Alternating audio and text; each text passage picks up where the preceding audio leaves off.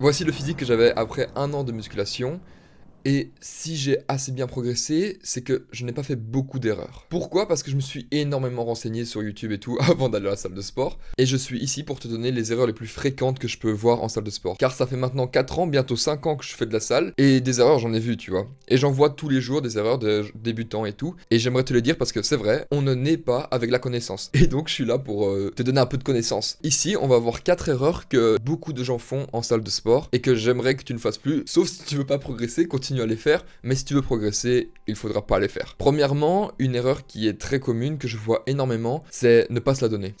Je vois beaucoup de gens qui vont à la salle de sport et qui ne se la donnent pas, tu vois, qui vont pas mettre lourd. Lourd, qu'est-ce que ça veut dire? C'est qu'il faut mettre du lourd pour soi. Et je pense que c'est là qu'on arrive à décrypter un petit peu. Il y a des gens qui sont juste fainéants, il y a des gens qui ont juste pas envie d'aller hors de leur zone de confort ou autre. Et puis t'as des gens qui ont peur. Qui ont peur de mettre lourd. Pourquoi? Parce que, un, ils ont peur de se blesser. Ou deux, parce qu'en fait, ils ont peur que les autres personnes les voient galérer avec 10 kilos. Alors sur ça, fais-moi confiance. Souvent, les gens qui vont venir te critiquer en salle de sport, si ça existe déjà, parce que honnêtement, j'ai jamais vraiment vu des gens qui critiquent à la salle de sport. À part, oui, on critique les gens qui font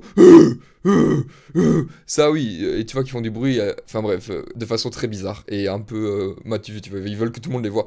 Ça oui, mais sinon, un débutant, j'ai jamais vu quelqu'un qui le critiquait. Et surtout pas un gars musclé. Parce que on a tous commencé quelque part. Moi, au début, quand j'ai commencé la salle de sport, des tractions, c'était ultra dur pour moi. Avant de pouvoir faire 60 kilos en traction lestée, avant de pouvoir faire 140 kilos en bench, 170 kilos en squat, c'était tout ça a été très dur pour moi. Et les tractions, ça a été super dur. J'ai commencé par faire que des tractions négatives. Vraiment, j'étais là, je sautais, hop, et négative. Et négative. Et négative. Et ok, les gens pouvaient me juger. Ah, lui, c'est pas faire de traction, tu vois. Je sais pas, on peut penser qu'il me juge. Mais regarde actuellement, tu vois, où j'en suis. J'avais fait un max traction il y a quelques mois, je pense que je suis à 22 ou autre genre d'affilée. J'ai eu un record à 60 kilos de traction lestée. Donc, n'aie pas peur, mets du lourd pour toi. Et lourd, comme j'arrête pas de le répéter, ça doit être lourd pour toi, ok? Donc il faut que tu te dépasses. Parce que c'est ça, le progrès, il vient de là. Et si 10 kilos c'est lourd pour toi, mets 10 kilos. C'est pas grave. Il faut que tu commences quelque part. C'est comme ça que ça commence. C'est comme ça que tu auras du progrès. Sur ça, tu dois me faire confiance. Et la deuxième erreur que je vois souvent, et elle est corrélée un petit peu avec la première, c'est que ok, ils mettent lourd sur un moment. La personne, tu vois, elle met lourd sur un moment. Et puis après 2-3 semaines, ben, elle continue à mettre cette charge, tu vois, et ça reste lourd, mais voilà, elle continue à mettre cette charge. Sauf qu'elle oublie un principe très fondamental dans en fait, tous les domaines, mais c'est encore plus visible en musculation, c'est ce qu'on appelle la surcharge progressive. C'est-à-dire que toutes les 2 semaines, plus ou moins, surtout quand tu débutes, tu vas essayer d'augmenter le poids, parce que la difficulté doit toujours être la même. Et souvent, on tombe dans ce piège, tu vois. Et moi, le premier, je suis tombé plusieurs fois dans ce piège aussi, c'est que on met 10 kilos, tu vois, on va reprendre ça, 10 kilos, ok, c'est lourd, sauf que 2 semaines après, ça reste lourd, c'est pas en 2 semaines que tu as des résultats de fou, mais c'est peut-être un peu moins lourd, et donc, ben, on va devoir essayer de passer à 11 kilos. Et dans 2 semaines, 12 kilos. Et c'est comme ça que ça marche. Il faut toujours que la proportion de la difficulté soit la même. Et c'est vrai que au plus tu augmentes de niveau, au plus c'est dur pour toi. Ça, je suis d'accord. Par contre, le point positif, c'est que au plus tu augmentes de niveau, au plus tu mets des charges un peu plus lourdes, et au plus tu te sens bien, et aussi au plus c'est facile d'aller à la salle de sport. Il faut décorréler le fait de la facilité à y aller et à la facilité à s'entraîner. Quand tu débutes, ça peut être difficile d'y aller. Mais après un petit temps, tu commences à avoir l'habitude et tout, ça sera de plus en plus facile à y aller. Mais fais attention à ce piège, parce que ce piège, je suis tombé dedans, et je vois que beaucoup tombent dedans. C'est que, ok, c'est plus facile d'y aller, mais il faut toujours donner le même effort. Ce sera toujours dur de faire l'entraînement, mais tu vas apprécier de plus en plus. Et là, du coup, j'arrive à la troisième erreur, mais avant ça, n'hésite pas à t'abonner, qui est un piège absolu, parce que je t'ai dit de mettre lourd pour toi, mais tu dois pas faire d'ego lifting. Ça, j'en ai vu des gens qui faisaient de l'ego lifting. Dis-toi que si tu dégrades ta technique au point de te blesser ou de pas avoir beaucoup d'amplitude, ça sert à rien, tu vois. Si tu mets 100 kilos au bench et que tu as genre ça d'amplitude, si ton but c'est de faire de l'hypertrophie, ça c'est prendre du muscle, ça sert à rien, ça sert à rien.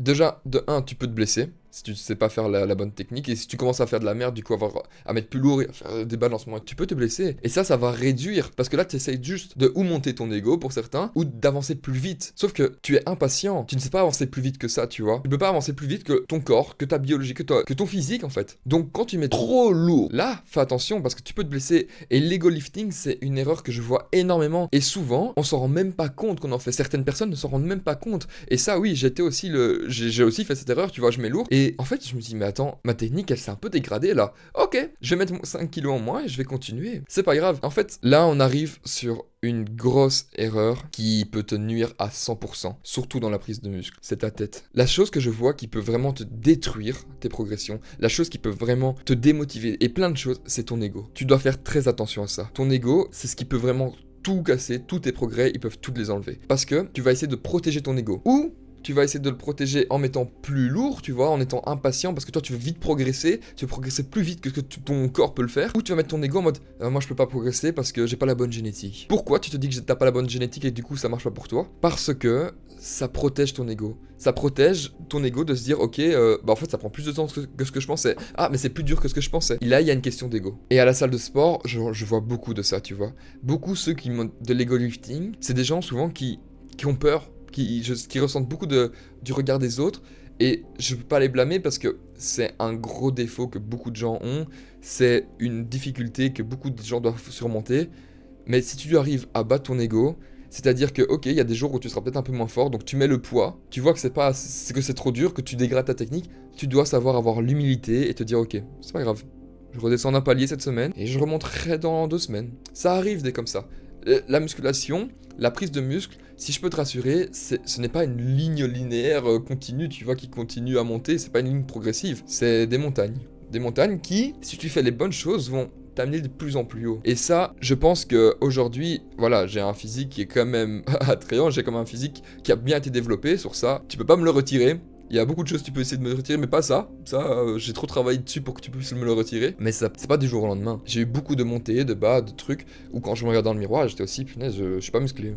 Bah, pas du tout. Si je te résume, ces 3 erreurs qui détruisent du coup ta progression, c'est ne pas mettre lourd pour toi, ne pas avoir de surcharge progressive, et surtout ne pas faire d'ego lifting. Tu dois toujours garder une bonne technique. Je ferai sûrement un guide pour prendre du muscle, car voilà, sur ça, je m'y connais beaucoup. Tu vois, ça fait des années que je fais de la salle, je fais des études dans le sport aussi, donc sur ça, je m'y connais. Et dis-toi, si tu arrives à avoir la patience, que tu mets lourd pour toi, que tu te dis, ok, j'ai un ego, mais j'ai un ego qui veut essayer de me faire progresser, mais je vais quand même le canaliser, tu vois, je vais le contrôler, c'est pas lui qui va me contrôler, c'est moi qui vais le contrôler. Comme ça, si un jour je suis fatigué et qu'il faut que je déchange parce que ma technique devient vraiment nulle, je serai diminué de 5 à 10 kilos et je continuerai. Si t'arrives à te dire ça, que chaque jour t'essaies de te donner à fond quand tu vas à la salle, que tu fais de la surcharge progressive de semaine en semaine, de 2 semaines en 2 semaines, et que tu sais contrôler ton ego, je peux te promettre, je peux t'assurer que tu vas te transformer, que tu vas devenir musclé, et c'est une chose que je trouve incroyable, tu vois. Parce que on oublie ce cliché, tu vois. On oublie ce cliché du gars qui est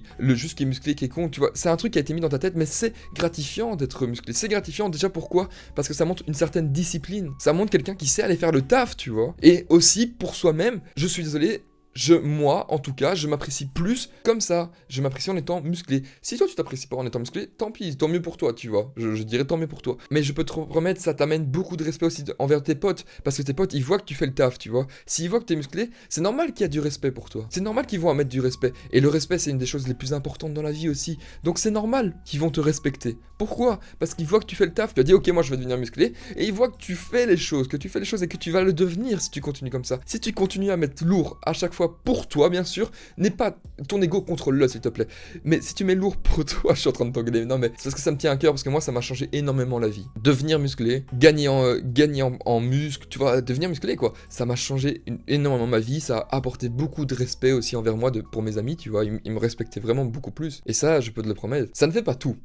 Ça, je te dis pas que ça fait tout, mais c'est un point qui est très important. On le disait déjà à l'époque, tu vois, mens sana in corpore sano, tu vois, un corps sain dans un esprit sain. Mais occupe-toi aussi de ton corps. Ton corps, c'est une bâtisse. Tu vas le porter tous les jours de ta vie. Y a pas un jour où tu vas sortir de ton corps et revenir. Non, tous les jours de ta vie, de ton vivant, tu seras dans ton corps. Donc tu dois en prendre soin. Et oui, ça apporte beaucoup, beaucoup, beaucoup de respect. Tu vois, quand je vois un gars musclé dans la rue, j'ai déjà un respect de base envers lui parce que même, je sais pas qui c'est, tu vois, je sais, à tout le monde, c'est un gros connard. Mais vu que je vois que, en fait, il a la discipline de bouger. Et puis, bien sûr, en discutant avec lui, il y a le cerveau qui rentre en jeu et tu vois, je vois est-ce que c'est une bonne personne ou pas. Mais ça apporte déjà une prestance et bonté dans ta vie à toi, en fait.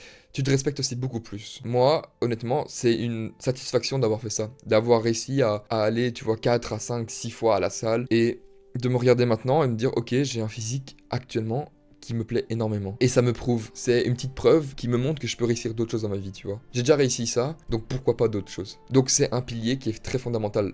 Moi, ça m'a complètement changé ma vie. Prendre du muscle, ça m'a complètement changé ma vie. Ça m'a apporté tellement une grande preuve que je peux créer des choses. Et en plus, c'est tellement beau parce que j'ai d'abord créé sur moi-même. J'ai été ma propre création.